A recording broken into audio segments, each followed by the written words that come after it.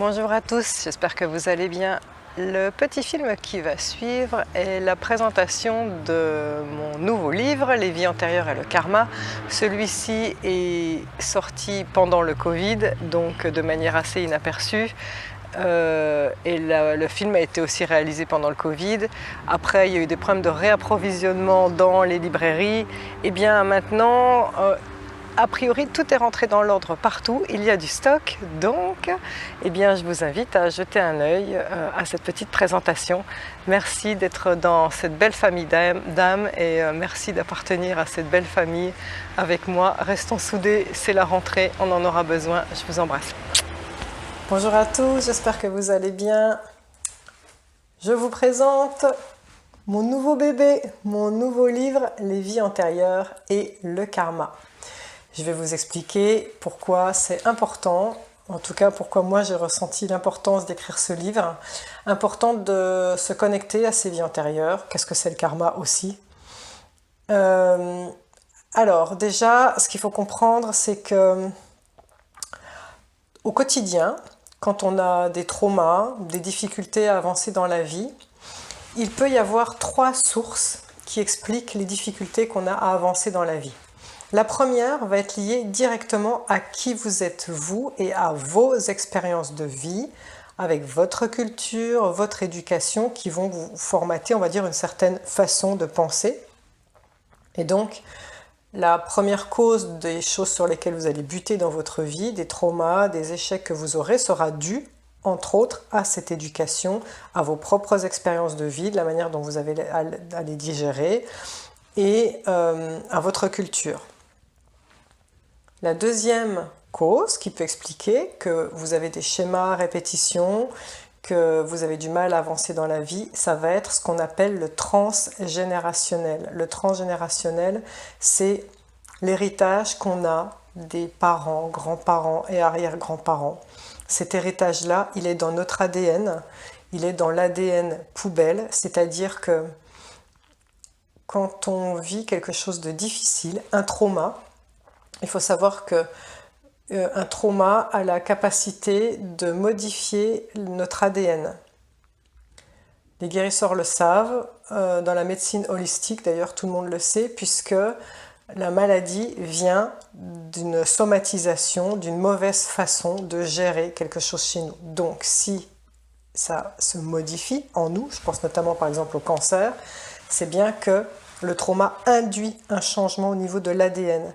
Donc, une grand-mère qui aura été violée, par exemple, elle va modifier son ADN, elle va le transmettre à toute sa lignée, à tous ses descendants, et vous, eh bien, vous aurez peut-être des mauvaises relations avec le sexe opposé, des difficultés relationnelles, vous ne savez pas pourquoi. Eh bien, c'est certainement dû à l'héritage que vous avez de votre grand-mère. Donc, le transgénérationnel est à exploiter. Et la troisième cause, des traumas et des choses difficiles que vous avez dans votre vie, vient justement de ce que vous avez vécu dans des vies antérieures. Parce que maintenant, c'est une chose connue, plus uniquement des hindous et des bouddhistes, c'est vraiment un fait, tout le monde y croit, plus ou moins sans forcément comprendre tous les tenants et aboutissants. Nous nous réincarnons et nous vivons plusieurs vies, à chaque fois des vies pour s'améliorer, pour évoluer.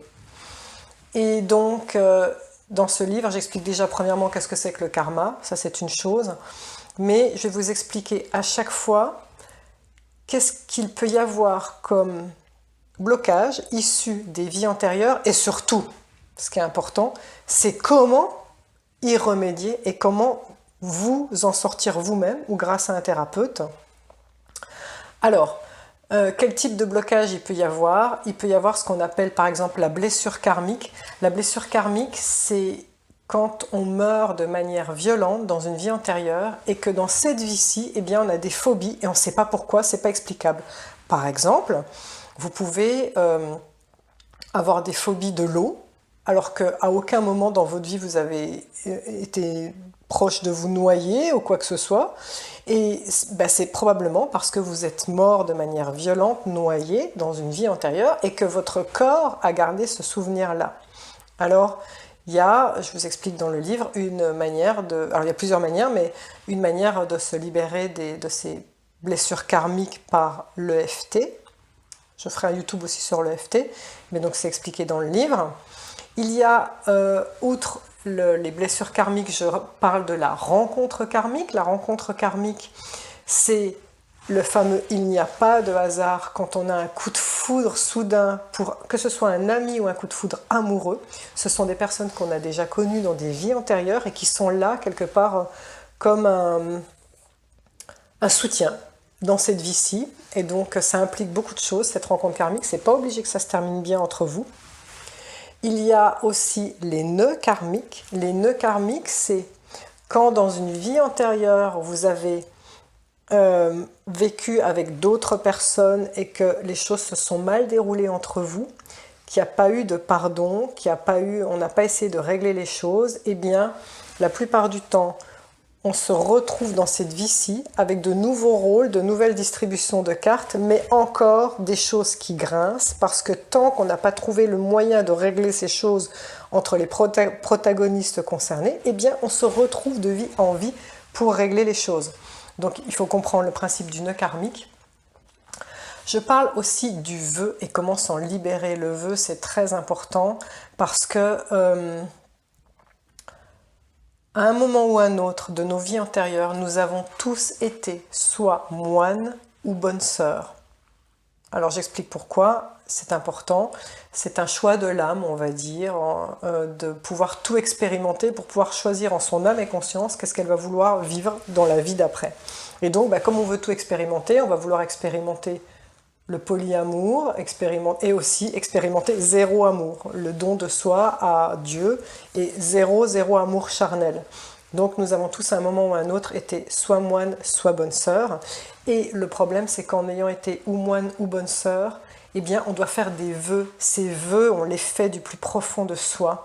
Et ces vœux, malheureusement, un vœu est plus puissant que la plus puissante des prières. Quand on fait un vœu, si on ne s'en dédie pas, on le garde et on honore ce vœu de vie en vie. Alors, qu'est-ce qu'on peut faire comme vœu dans une vie antérieure quand on a été moine ou bonne sœur? Vœu de chasteté, ce qui peut expliquer pourquoi dans cette vie-ci vous avez du mal à trouver l'amour. Vœu de pauvreté, qui peut expliquer pourquoi l'argent vous file entre les doigts. Vœu de déni de soi, qui peut expliquer justement pourquoi vous vous trouvez toujours tellement nul et pas les autres. Vœu de silence, quand on est moine ou bonne sœur, ce qui explique pourquoi certaines personnes ont d'énormes difficultés d'allocution quand ils sont enfants, voire c'est souvent le cas des personnes qui sont bègues. Il y a d'autres vœux qui n'ont rien à voir avec le fait d'avoir été moine ou bonne sœur dans une vie antérieure. Il y a le vœu d'amour éternel, j'en parle. Le vœu de guérison qui fait que les guérisseurs prennent les maladies des gens, donc il faut se dédier de ce vœu-là. Donc je vous explique pourquoi et comment s'en dédier. Sont expliqués aussi dans ce livre, quand on paye, eh bien oui, on dit tu vas être rattrapé par ton karma quand quelqu'un fait des mauvaises actions, et donc on paye, oui, mais j'explique comment, parce que c'est pas forcément ce que vous pensez. Le pire juge quand on paye, c'est vous qui vous faites payer, c'est-à-dire d'une vie à l'autre, c'est vous qui réclamez de rééquilibrer la balance karmique. Pourquoi finalement, vous allez me dire, c'est important de se connecter à son karma? Alors c'est pas si important que ça, puisque la seule chose qui est importante, c'est de vivre ici, maintenant, et de savoir régler les choses ici, maintenant. Mais nous sommes à l'aube de la 5D, le passage à la 5D, une dimension énergétique de la planète. La planète augmente ses vibrations.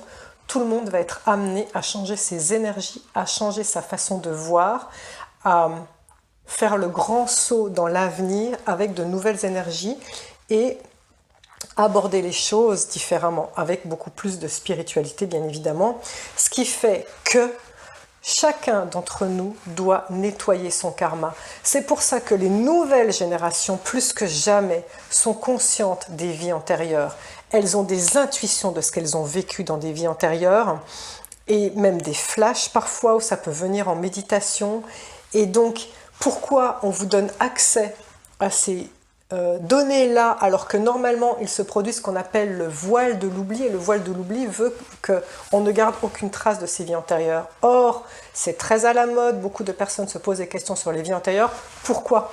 Si vous êtes en train de vous poser les bonnes questions de pourquoi vous avez ces phobies-là, pourquoi vous retrouvez toujours les mêmes schémas à répétition, pourquoi vous avez toujours la brouille avec toujours les mêmes personnes, c'est certainement lié à ce qui s'est passé dans des vies antérieures, et la vie, avec un grand V, vous donne la possibilité de nettoyer votre karma, de vous dépolluer, de laisser derrière vous tout ce qui s'est passé et d'avancer enfin avec une balance rééquilibrée, vide, pour faire le grand saut dans cette nouvelle ère, l'ère de la 5D.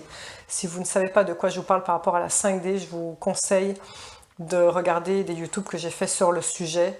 Je ne suis pas la seule à en parler, et beaucoup, grand nombre de livres en parlent depuis des années et des années. La 5D, c'est maintenant, on est maintenant dedans. Et donc c'est maintenant qu'on nous donne la possibilité de nettoyer notre karma. Bonne lecture, merci de m'avoir écouté. Namasté.